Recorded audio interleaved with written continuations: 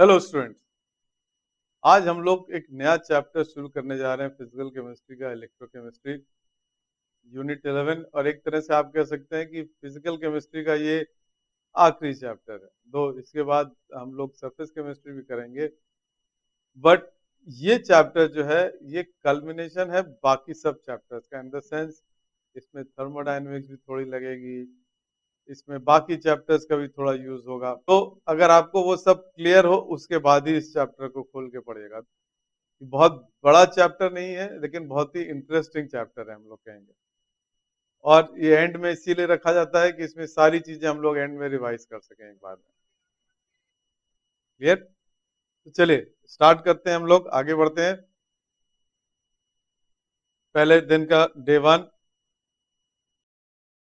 तो उसके पहले हम स्टार्ट करें एक ब्रीफ ऑक्सीडेशन रिडक्शन का हम लोग कर लेते हैं कि ऑक्सीडेशन रिडक्शन चैप्टर में तो खैर इसको हम डिटेल में करेंगे ही, लेकिन यहाँ पे भी आपको पता होना चाहिए कि ऑक्सीडेशन क्या होता है। वो ट्रेडिशनल डेफिनेशन नहीं है कि oxidation addition of oxygen reduction, वो सब नहीं। जो मॉडर्न डेफिनेशन है, ऑक्सीडेशन को डिफाइन करते हैं लॉस ऑफ इलेक्ट्रॉन से, ठीक है, और रिडक्शन को डिफाइन किया जाता है गेन ऑफ इलेक्ट्रॉन से। रिडॉक्स क्या होता है? जहां रिडक्शन और ऑक्सीडेशन दोनों एक साथ लेते हैं। इनफैक्ट अगर ऑक्सीडेशन हो रहा होगा तो रिडक्शन भी हो रहा होगा, समझ लीजिए, क्योंकि अगर कहीं इलेक्ट्रॉन लूज हो रहे हैं तो कोई तो इलेक्ट्रॉन गेन कर रहा होगा। तो सभी रिएक्शन, अगर ज्यादातर रिएक्शन, सब तो नहीं कहना चाहिए, हम लोग जब करेंगे ज्यादातर रिएक्शन रिडॉक्स रिएक्शन ही होते हैं, राइट। अब इसमें दो हैं, एक है direct redox reaction. Direct redox reaction क्या होता है कि जब ऑक्सीडेशन और रिडक्शन एक ही वेसल के अंदर हो रहे हैं, तो इसमें बेसिकली केमिकल एनर्जी जो है it is converted into heat energy, and this takes place in electrolytic cell. Electrolytic cell क्या होता है? जहां पे आपका करंट जनरेट होता है। इनडायरेक्ट हीट रिएक्शन क्या होता है? जहां oxidation reaction take place in different vessels, and यहाँ पे ये इलेक्ट्रोकेमिकल सेल में होता है। तो इलेक्ट्रोलिटिक सेल में जहां पे हम इलेक्ट्रिकल एनर्जी से हीट बनाते हैं, तो वहां पे होता है ये। और बेसिकली अगर दूसरे तरीके से, आसान तरीके से बोले, यहाँ पे इलेक्ट्रिसिटी से केमिकल रिएक्शन कराते हैं, और यहाँ पे केमिकल रिएक्शन से इलेक्ट्रिसिटी जनरेट कराते हैं। क्लियर? तो यहाँ पे दो पार्ट हो गए। तो पहला हम इलेक्ट्रोलिसिस कर लेते हैं। इलेक्ट्रोलिसिस वही पार्ट है जहां पे हम करंट देते हैं, तो फिर क्या होता है? Chemical reactions, net chemical reaction कुछ हो जाते हैं। अब इलेक्ट्रोलिसिस के लिए हमको एक इलेक्ट्रोलिसिस सेल बनाना पड़ेगा। अब हम एक चीज डिफाइन करेंगे, एनोड एंड कैथोड। जो आप लोगों ने क्लास 9-10 में पढ़ा था, ज्यादातर लोग पढ़ते हैं कि क्या एनोड क्या होता है? जहां एनायन जाते हैं तो एनोड प्लस होता है। कैथोड क्या होता है? जहां कैटायन जाते हैं निगेटिव होता है। That is not true. अभी हम देखेंगे कि एनोड पॉजिटिव भी हो सकता है, निगेटिव भी हो सकता है, और सिमिलरली कैथोड भी पॉजिटिव हो सकता है, निगेटिव हो सकता है, राइट। लेकिन हाँ, एक चीज है, एनोड क्या है? जहां हरदम ऑक्सीडेशन होता है, और कैथोड क्या है? जहां पे हरदम रिडक्शन होता है।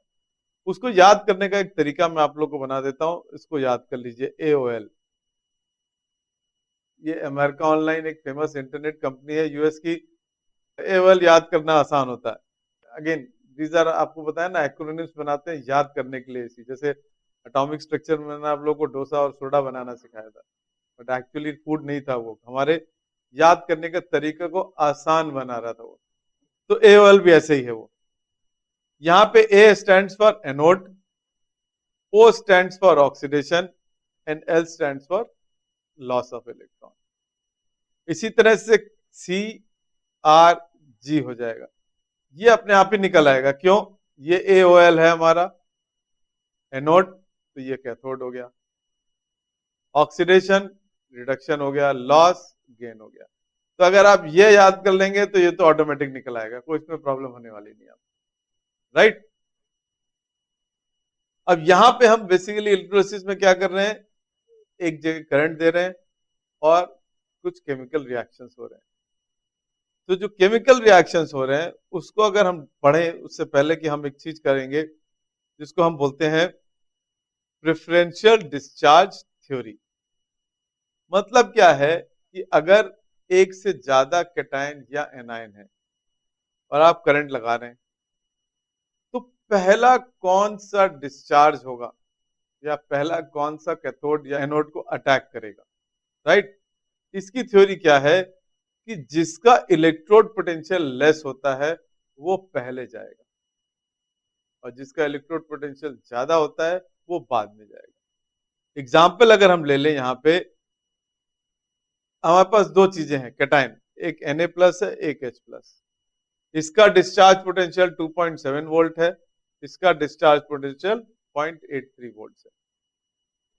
तो अगर हम करंट लगाएंगे तो सबसे पहले H+ डिस्चार्ज होगा और Na+ नहीं होगा, ये पीछे चला जाएगा क्योंकि इसकी वोल्टेज कम है। अगर हम लगाते रहेंगे, करंट लगाते रहेंगे, अगर H+ खत्म हो गया देन ओनली Na+ जाएगा।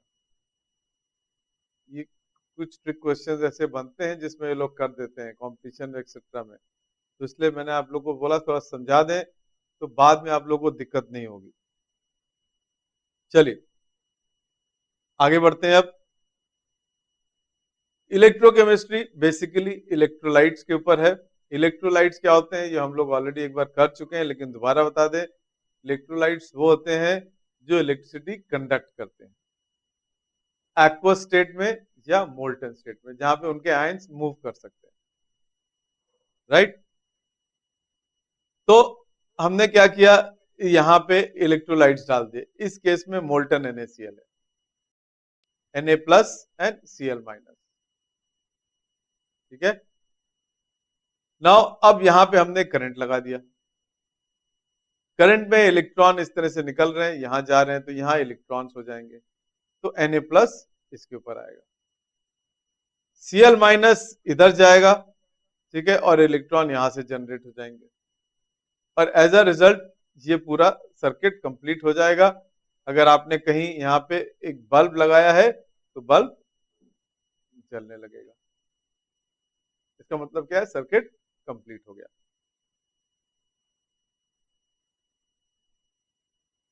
अब इलेक्ट्रोकेमिस्ट्री में पहले हम डिस्कस कर लें कि प्रोडक्ट्स क्या होते हैं। प्रोडक्ट्स किस चीज पे डिपेंड करेंगे, दो तीन चीज पे डिपेंड करेंगे। पहला तो जैसे अभी हमने देखा था कि कौन से इलेक्ट्रोलाइट्स यूज कर रहे हैं हम लोग, मोल्टन है कि एक्वस है, क्योंकि उसके हिसाब से क्या है उसमें कौन कौन से जा रहे हैं। उसके सिवा बेसिकली क्या होगा, हम इलेक्ट्रोड कौन से यूज कर रहे हैं। कुछ इलेक्ट्रोड जैसे हैं जो रिएक्ट नहीं करते हैं, प्लैटिनम गोल्ड या to some extent graphite carbon भी, तो ये केवल कंडक्शन का काम करेंगे, ये कोई रिएक्शन का काम नहीं करेंगे। लेकिन अगर कुछ ऐसे इलेक्ट्रोड यूज कर लिए जो रिएक्ट कर सकते हैं इलेक्ट्रोलाइट से, तो वो भी उसमें आ जाएंगे। तो जो प्रोडक्ट है वो तीन चीज पर डिपेंड करेगा कि कितने कैटायंस हैं।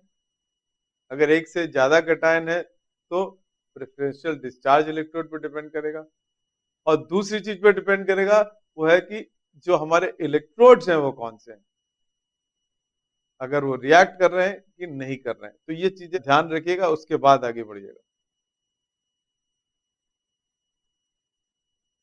अब हम इलेक्ट्रोलिसिस किसके कर रहे हैं, पहला स्टेज लेते हैं मोल्टन NaCl। तो मोल्टन NaCl में अगर हम देखें तो हमारे पास ये इस तरह से हम लिख सकते हैं Na+Cl-, राइट।